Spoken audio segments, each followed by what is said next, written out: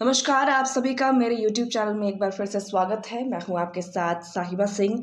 चुनाव आयोग ने आज प्रेस कॉन्फ्रेंस कर 5 राज्यों के चुनाव की तारीखों की ऐलान कर दी है और इसके साथ ही 5 राज्यों में आचार संहिता लागू हो चुका है।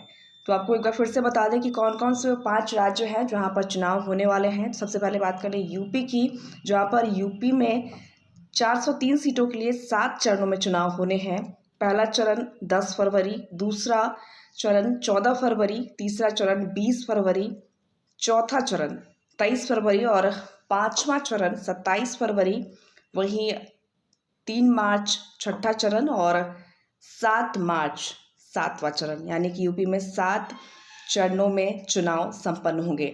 वहीं बात कर लें हम उत्तराखंड की, तो उत्तराखंड में 70 सीटों के लिए 14 फरवरी को चुनाव होंगे, यानी कि 70 सीटों के लिए एक चरण में चुनाव होगा।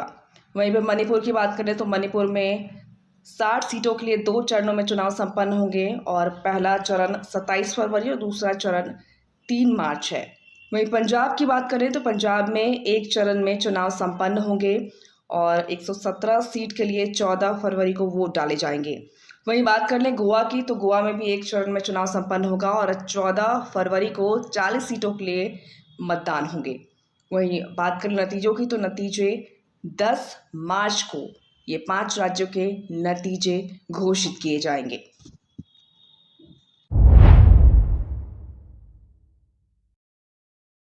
तो आपको बता दें कि चुनाव आयोग द्वारा क्या कुछ दिशा निर्देश दिए गए हैं चुनाव प्रचार प्रसार को लेकर।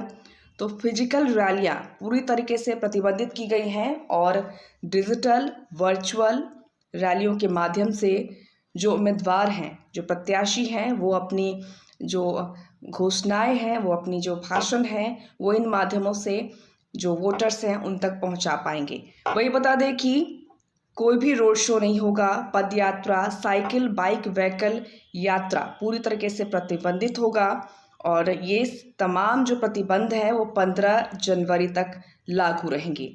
वहीं नुक्कड़ नाटक पर भी प्रतिबंध लगाया गया है और साथ ही जो डिजिटल प्लेटफॉर्म्स हैं उनके माध्यम से जो प्रत्याशी हैं वो चुनाव प्रचार प्रसार कर सकेंगे।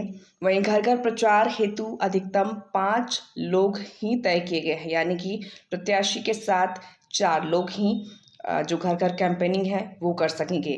वहीं स्टार कैंपेन की बात कर लें तो स्टार कैंपेन के लिए पहले 40 स्टार प्रचारक हुआ करते थे और अब चुनाव प्रचार के लिए 30 ही स्टार प्रचारक होंगे। वही बात कर ले जो भी प्रत्याशी विजय होंगे उसके बाद विजय जुलूस को लेकर प्रतिबंध किया गया है, यानी विजय जुलूस आप नहीं निकाल सकेंगे। वहीं हम अगर बात कर ले सामान्य नियमों की, जो चुनाव करवाए जाएंगे, जो चुनाव पोलिंग बूथ पर मौजूद होंगे, उन तमाम लोगों के लिए क्या कुछ गाइडलाइंस होंगे। तो उनके सबसे पहले जो कोविड के मद्देनजर गाइडलाइन है, यानी कि मास्क अनिवार्य होगा, सैनिटाइज़र अनिवार्य होगा। जो तमाम पोलिंग बूथ पर लोग मौजूद रहेंगे वो इन तमाम नियमों का पालन करेंगे। जो पोलिंग एजेंट होंगे, कर्मचारी होंगे, उन्हें मास्क, सोशल डिस्टेंसिंग और डबल वैक्सीनेशन जो है वो अनिवार्य रखा गया है। वहीं हम बात कर ले प्रवेश द्वार पर थर्मल स्कैनिंग की जाएगी, यानी थर्मल स्कैनिंग के माध्यम से जो वोटर होंगे, जो कर्मचारी होंगे, उनकी जो टेम्परेचर है उसकी जांच की जाएगी और साथ ही सैनिटाइजर की व्यवस्था भी की जाएगी प्रवेश द्वार पर।